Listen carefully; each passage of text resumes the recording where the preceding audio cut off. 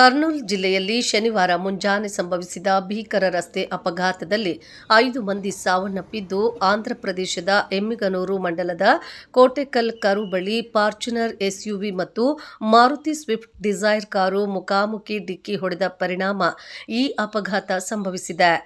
ಪರಿಣಾಮ ಸ್ವಿಫ್ಟ್ ವಾಹನ ಸಂಪೂರ್ಣವಾಗಿ ನಜ್ಜುಗುಜ್ಜಾಗಿದ್ದು, ತಕ್ಷಣವೇ ಸಾವನ್ನಪ್ಪಿದ್ದಾರೆ. ಪ್ರಾಥಮಿಕ ಮಾಹಿತಿಯ ಪ್ರಕಾರ ಸ್ವಿಫ್ಟ್ ಡಿಸೈರ್ನಲ್ಲಿದ್ದ 5 ಪ್ರಯಾಣಿಕರು ಸ್ಥಳದಲ್ಲೇ ಸಾವನ್ನಪ್ಪಿದ್ದಾರೆ.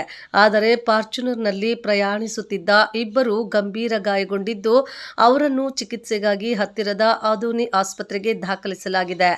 ಸ್ವಿಫ್ಟ್ ಡಿಸೈರ್ ಕಾರ್ನಲ್ಲಿದ್ದ ಮೃತರಲ್ಲಿ 3 ವಯಸ್ಕರು ಮತ್ತು 2 ಮಕ್ಕಳು ಸೇರಿದ್ದಾರೆ. ಆದೋನಿ ಕಡೆಗೆ ಹೋಗುತ್ತಿದ್ದ ಫಾರ್ಚುನರ್ ಕಾರು ಅತಿ ವೇಗದಲ್ಲಿ ಚಲಿಸುತ್ತಿತ್ತು ಮತ್ತು ವಿರುದ್ಧ ದಿಕ್ಕಿನಿಂದ ಬರುತ್ತಿದ್ದ ಸ್ವಿಫ್ಟ್ ಕಾರಿಗೆ ಡಿಕ್ಕಿ ಹೊಡೆದಿದೆ ಎಂದು ಪ್ರತ್ಯಕ್ಷದರ್ಶಿಗಳು ತಿಳಿಸಿದ್ದಾರೆ.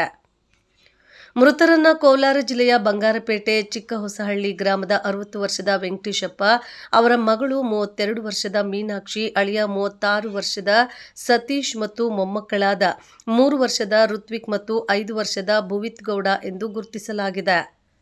ಶ್ರೀ ರಾಘವೇಂದ್ರ ಸ್ವಾಮಿಯ ದರ್ಶನಕ್ಕಾಗಿ ಮಂತ್ರಾಲಯಕ್ಕೆ ಪ್ರಯಾಣಿಸುತ್ತಿದ್ದಾಗ ದುರಂತ ಸಂಭವಿಸಿದೆ ಎಂದು ಪೊಲೀಸ್ ಮೂಲಗಳು ತಿಳಿಸಿವೆ.